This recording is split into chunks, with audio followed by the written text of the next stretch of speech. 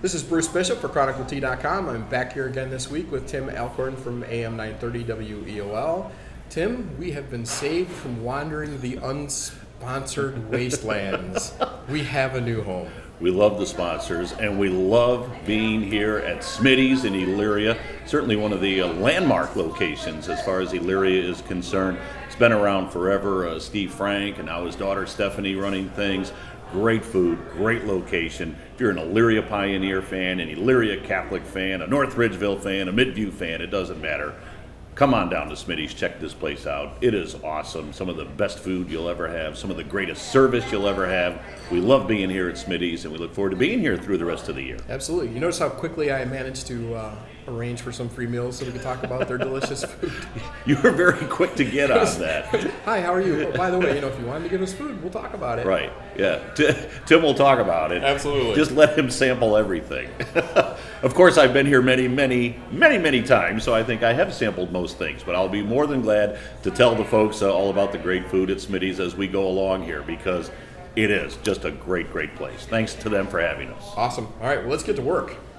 It's Avon Midview Week. Boy, I think the Avon Midview Week, as far as Lorain County football, has become the week during the course of the regular season. So much hype, so much build-up, so much anticipation, but we'll talk about it in a minute. Yeah, because we're going to let that anticipation get us to the end of this video. Let's talk about last week.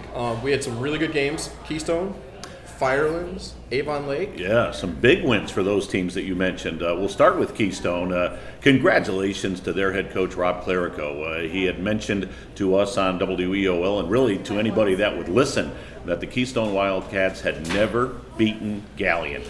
They were 0 for 5 against Galion, and they were playing Galion for the final time last year. They're going to bring to a conclusion that series, and Keystone went out and not only beat Galion, I mean, they crushed them. They really just throttled Galion last Friday night. That Keystone defense is just outstanding. So congratulations to the Wildcats. Their defense has played great football through 3 games.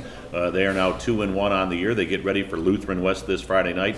And Keystone has a little bit ahead of steam going into that ball game. But that's a great win for the Wildcats last Friday night. Big ball game. It has to be challenging for the coach, when you just get killed time and time again, or at the very least lose time and time again against a team, to get them ready to go in and turn that page. And Bruce, I think he kind of used that as a motivational tool for his football team, saying, listen, we all know this is the last time we're going to play this Galion team. You always remember that last game. You may not remember the first 2, 3, 4, or 5, but boy, you remember that last one. So if this is the last time, let's go out on a high note. We've never beaten this team, and he didn't let his kids forget that, and boy, did they respond. That's a great win for the Keystone Wildcat football program. It really is. How about the other games? You mentioned Firelands. We had this game on WEOL. They went over to Vermilion, a great rivalry game. They had beaten Vermilion 2 years in a row, so I think Vermilion was kind of waiting for them. And boy, another huge performance for Firelands by their great running back, Nick Denny. He rushed for about 250 yards last Friday night. He had a huge 70-yard plus touchdown run where he just exploded down the right sideline. So Firelands, after losing their season opener to Edison, has really bounced back very well, 2 consecutive wins.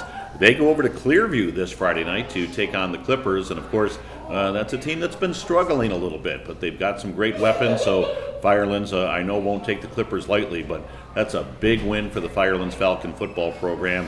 And Nick Denny, I'm sure, would be the first to credit his huge offensive line. My goodness, I'm not sure what they're feeding those kids out at Firelands. Maybe a whole bunch of Smitty burgers. But they've got some big offensive linemen.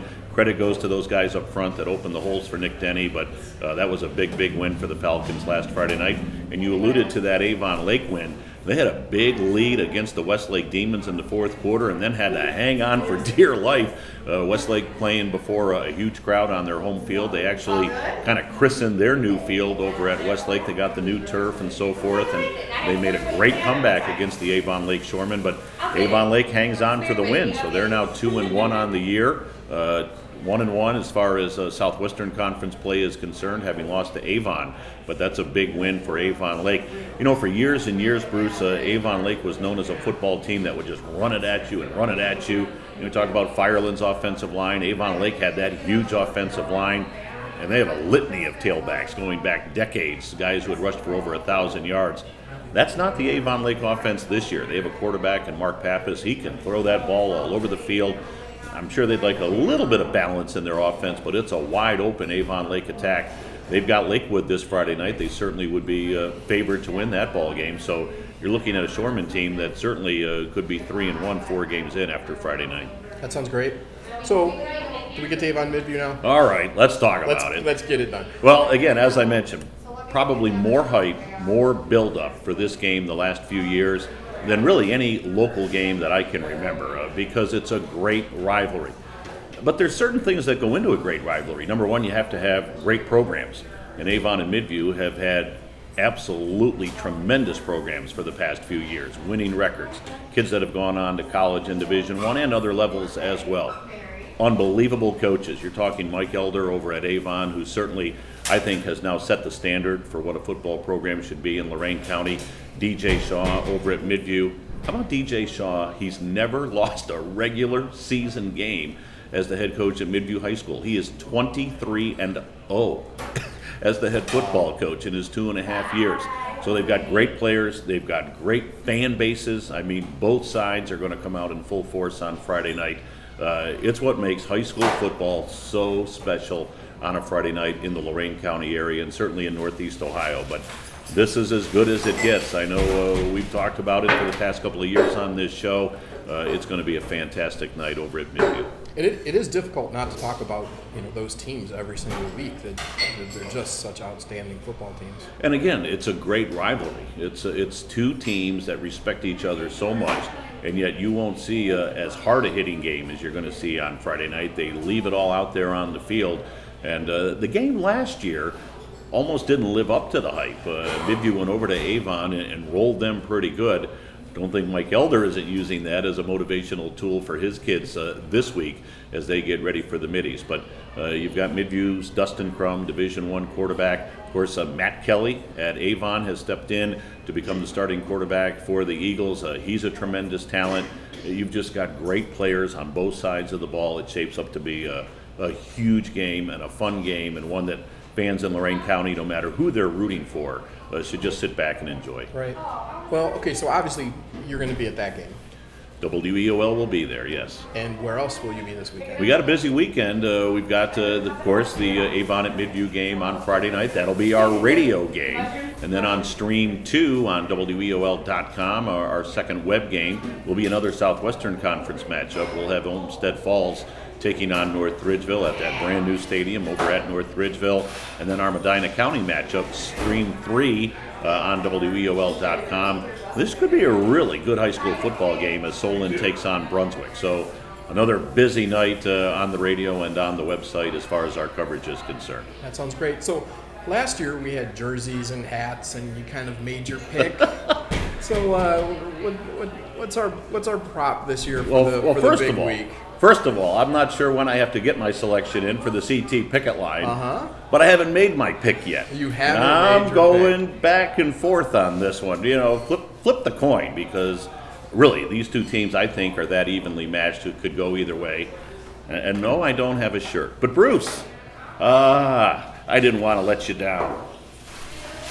And there it is. I do have the hat.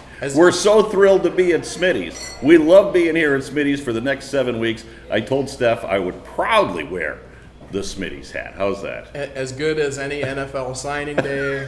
Might as well go with the Smitty's hat. And it also gives you a couple more days to be a coward and not actually make that pick in public. I know no matter who I pick for that CT picket line, about half of the county is going to be upset with me. So, hey, maybe I'll just flip a coin and see how it ends up, because I think it could be that good of a high school football game, and we'll see how it plays out. It's going to be a lot of fun. It's going to be fun to hear you call it, too. Hey, well, actually, Rob Polinsky's going to have the call. Oh, okay. Rob Polinsky will have the call on Friday night on WEOL, Rob and Tomo and Gary Pelter, so it will be a very enjoyable evening, no doubt about it. Okay, sounds good. Great to be here at Smitty's. We'll be back next week. Should I wear the hat every week? We'll see about that. We'll see if Steph lets me keep it. Exactly. What she sees It's a brand new hat. Who knows? Thanks, Tim. Thanks, Bruce.